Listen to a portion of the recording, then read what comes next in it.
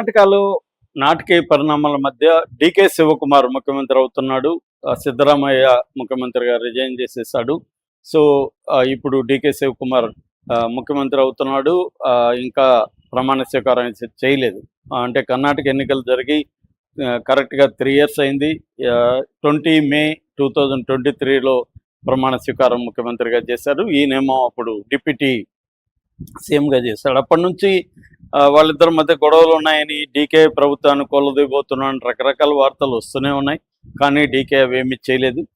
ఇప్పుడు కూడా మొన్న బ్రేక్ఫాస్ట్ మీటింగ్ జరిగినప్పుడు సిద్ధరామయ్య కాళ్ళకి నమస్కారం చేయడం కూడా అందరినీ ఆశ్చర్యపరిచింది. డీకే నమస్కారం చేసి ఆయన ఆశీర్వాదం తీసుకున్నాడు. సో ఆయన చాలా ఓపిక్గా వెయిట్ చేశాడు. అయితే డీకేకి సంబంధించి ఒక ఇప్పుడు మనకు కొన్ని జనరల్గా వినడమే కానీ అసలు డీప్గా ఆయన బయోగ్రఫీ ఏంటి, ఆయన బ్యాక్గ్రౌండ్ ఏంటి, ఆయన ఏ సామాజిక వర్గంలో పుట్టాడు, ఎలా ఆయన ఈ స్థాయికి రాగలిగాడు, అంతేకాకుండా ఆయన ఇండియాలోనే రిచెస్ట్ సీఎం. ఇప్పటి వరకు ఆ రికార్డు మన చంద్రబాబు నాయుడు పేరు మీద ఉంది. ఇప్పుడు చంద్రబాబు నాయుడు సెకండ్ రిచెస్ట్ అవుతాడు, డీకే శివకుమార్ ఫస్ట్ రిచెస్ట్ అవుతాడు. ఎమ్మెల్యేలో కూడా ఆయన richest MLA in India DK శివకుమారే. సో ఈ స్థాయికి ఎలా వెళ్ళాడు, ఏ వ్యాపారాలు చేశాడు, ఆయన ఇంత డబ్బులు ఎలా సంపాదించగలిగాడు, ఈ స్థాయిలో ఎలా వచ్చాడు, ఆయన ప్రత్యేకత ఏమిటి కాంగ్రెస్లో, ఈ విషయాల గురించి మనం చూద్దాం. అట్లాగే ఆయన మీద కేసులు ఉన్నాయి, కాంట్రవర్సీలు కూడా ఉన్నాయి, అవి కూడా చెప్పుకుందాం. సో డీకే శివకుమార్, డీకే అంటే దొడ్డలహల్లి కెంపేగౌడ శివకుమార్.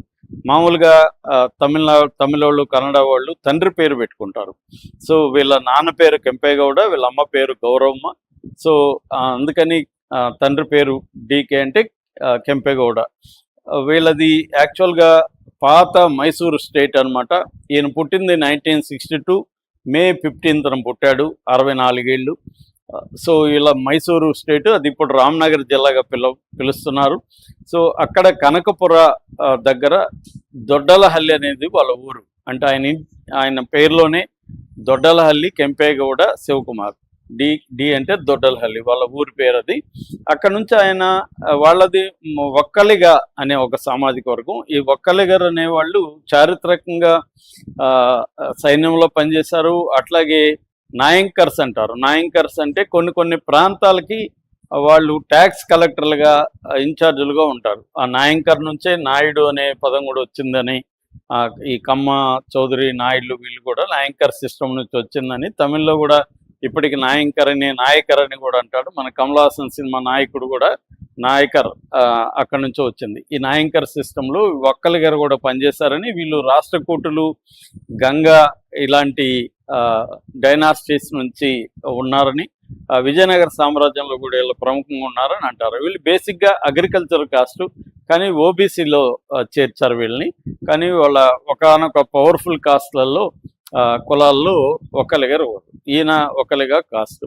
జనరల్గా ఒక్కలిగారు మనకి జనతాదళ్ దేవేగౌడ వీళ్ళ ఫ్యామిలీని అంటిపెట్టుకుని ఉంటారు. కానీ డీకే వచ్చి దాన్ని కూడా ఒక్కలిగారిని కూడా మేజర్గా కాంగ్రెస్ వైపు కన్వర్ట్ చేయగలిగాడు. సో ఈయన చదువుకున్నది మాత్రం SSLC బెంగళూరులో చదువుకున్నాడు. ఆ తర్వాత BA శ్రీ జగద్గురు వెంకటాచార్య కాలేజీలో BA చేశాడు. MBA చాలా కాలం తర్వాత, అంటే రాజకీయాల్లోకి వచ్చిన చాలా కాలం తర్వాత 44 ఏళ్ళ వయసులో ఓపెన్ యూనివర్సిటీలో MA పొలిటికల్ సైన్స్ చదివాడు. అయితే ఈయన 22 ఏళ్ళ వయసులోనే ఎమ్మెల్యేగా నిలబడ్డాడు. అంటే చాలా 18-17 ఏళ్ళ వయసులోనే ఆయన యూత్ కాంగ్రెస్లో ఉన్నాడు. అక్కడ నుంచి విద్యార్థి నాయకుడిగా, యూత్ కాంగ్రెస్ లీడర్గా ఎదుర్కొంటూ వచ్చి 85లో దేవేగౌడ మీద ఆయన కంటెస్ట్ చేసి, సాతనూరు అంటారు, సాతనూరులో కంటెస్ట్ చేసి ఓడిపోయాడు.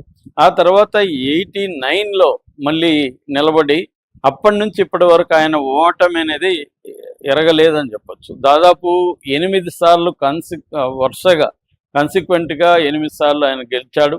సో ఆయన ఒక స్ట్రాంగ్ బేస్ ఏర్పాటు చేసుకున్నాడు. ఒక్కలిగర కమ్యూనిటీలో కావచ్చు, తన రామ్నగర్ జిల్లా తన ప్రాంతంలో కావచ్చు, ఒక స్ట్రాంగ్ పొలిటికల్ లీడర్గా అక్కడ నుంచి ఎదుర్కొంటూ వచ్చాడు.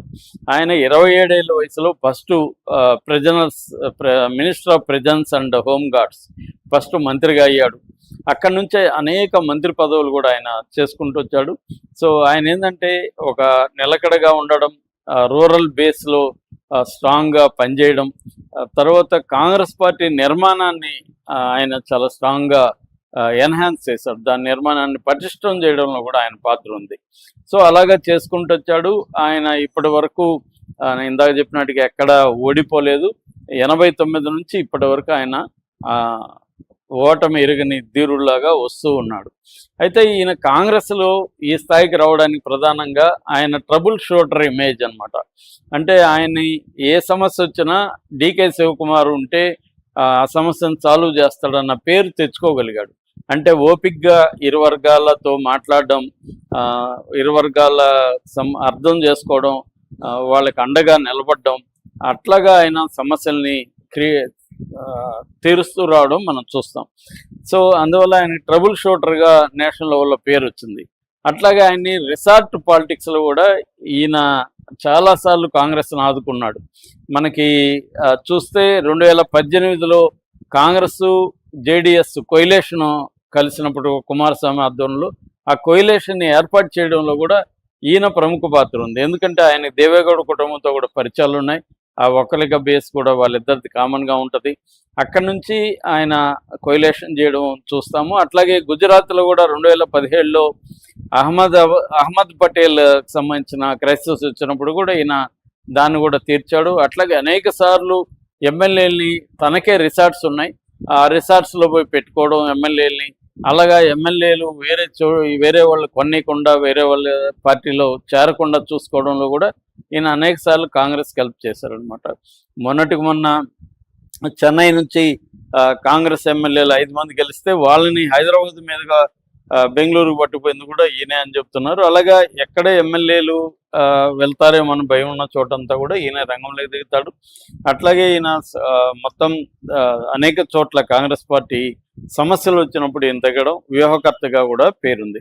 ఇక వ్యాపారాల విషయానికి వస్తే ఈయనకి చాలా కంపెనీలు ఉన్నాయి. కౌస్తుభా ప్రాజెక్ట్స్ ఉన్నాయి, వీక్రోస్ డెవలపర్స్ ఉంది, డివినిటీ స్పేసెస్ ఉంది, ఐకాన్ ప్రాజెక్ట్స్ ఉంది, డాలర్ సిటీ ప్రాజెక్ట్స్ ఉన్నాయి. తర్వాత ఈయన హాస్పిటాలిటీ రంగంలో కూడా అంటే హోటల్స్ ఉన్నాయి, ఐశ్వర్య బ్లాక్స్ అని ఉంది, గ్లోబల్ మాల్స్, మన లూలు మాల్స్లో కూడా ఈయనకి భాగం ఉంది, ఆదర్శ్ ఇన్ అని హోటల్ ఉంది. అట్లాగే ఇన్వెస్ట్మెంట్లు కూడా పెడుతున్నాడు. యూనియన్ బ్యాంక్ ఆఫ్ ఇండియాలో ఈయన ఇన్వెస్ట్మెంట్లు ఉన్నాయి, కాంపోజిట్ ఇన్వెస్ట్మెంట్స్ అనే సంస్థ ఉంది. తర్వాత జూనియర్ క్యాప్ ఫండ్ అనే ఒక ఈయనకి ఇన్వెస్ట్మెంట్ ఫండ్ కూడా ఉంది. ఇలాగా ఈయన real estate, infra, hospitality, investment, banking, ఇలాగా అనేక రంగాల్లో, ఎడ్యుకేషను అంటే కాలేజెస్ అవి కూడా ఉన్నాయి. ఇలాగ అనేక రంగాల్లో ఈయన డబ్బులు సంపాదించాడు. ఈ నేపథ్యంలో ఆయన 2004లో ఆయన ఆస్తి 7 కోట్లుగా చూపిస్తే అది 2018కి వచ్చేసరికి 840 కోట్లకి వెళ్ళిపోయింది. అప్పుడు ఈయన మీద చాలా తీవ్ర విమర్శలు కూడా వచ్చాయి. అయితే ఇప్పటికే ఆయన ఆస్తులు 1400 కోట్లుగా ఆయన ప్రకటించింది. మనకు తెలుసు, మామూలుగా రాజకీయ నాయకులు ప్రకటించారంటే అంతకు అనేక రెట్లు వాళ్ళకి ఆస్తులు ఉంటాయి. కానీ అఫిడేవిట్లో ప్రకటించే చాలా తక్కువ ప్రకటిస్తారని మన అందరికీ తెలుసు. 1000 కోట్లు రాజకీయ నాయకులకు ఉంటాయి. కానీ ప్రకటించింది మాత్రమే రిచెస్ట్ సీఎంగా చెప్పచ్చు అనమాట. ఇంకా అప్రకటిత ఆస్తులు ఎన్ని ఉన్నాయనేది ఎవరి గెస్ వాళ్ళు చేస్తున్నారు కానీ మనకు తెలీదు. కానీ ప్రకటించిన దాంట్లో కూడా ఆయన రిచెస్ట్ ఎమ్మెల్యే, రిచెస్ట్ ముఖ్యమంత్రి ఈ దేశంలో. ఇక ఆయన మీద కేసులు కూడా చాలా ఉన్నాయి. 2017లో ఆయన ఐటీ రైట్స్ జరిగాయి, దాదాపు 8-9 కోట్లు అప్పుడు పట్టుబడింది. అట్లాగే ఈడీ 2018 నుంచి 24 వరకు ఈడీ కేసులు పెట్టి PMLA prevention of money laundering act కింద ఆయన అరెస్ట్ కూడా చేశారు. అప్పుడు 2019 సెప్టెంబర్ 23న అరెస్ట్ చేసి తిహార్ జైల్లో 50 రోజులు ఉన్నాడు ఆయన. సో ఆ తర్వాత ఢిల్లీ కోర్టు బెయిల్ ఇచ్చింది. దాని తర్వాత సుప్రీంకోర్టు ఆ కేసు కూడా కొట్టేసింది. దాని తర్వాత సిబిఐది డిస్ప్రపోర్షనేట్ అసెట్ కేసులు ఉన్నాయి ఈయన మీద. దాదాపు ఆయన 75 కోట్లు ఆస్తులు అక్రమంగా కలిగి ఉన్నాడు. మన జగన్ మీద పెట్టిన కేసు లాంటిది అక్రమంగా కలిగి ఉన్నాడని ఆ కేసు మాత్రం ఇప్పటికి కూడా నడుస్తుంది. అయితే ఆయన జైలుకి వెళ్ళింది మాత్రం ఓన్లీ 50 రోజులు. ఇలాగా కేసులు కూడా ఆయన మీద ఇప్పటికి కూడా రన్ అవుతున్నాయి. ఇక పర్సనల్ విషయానికి వస్తే ఆయన ఉషా శివకుమార్ ఉషా అనే ఒక ఆమెని పెళ్లి చేసుకున్నాడు. ఆయనకి 3 పిల్లలు, 2 కూతుర్లు, ఒక అబ్బాయి. వాళ్ళ పిల్లల పేర్లు కూడా ముగ్గురవి ఏతోనే స్టార్ట్ అవుతాయి. ఐశ్వర్య, AISW. ఐశ్వర్య పెద్ద పాప,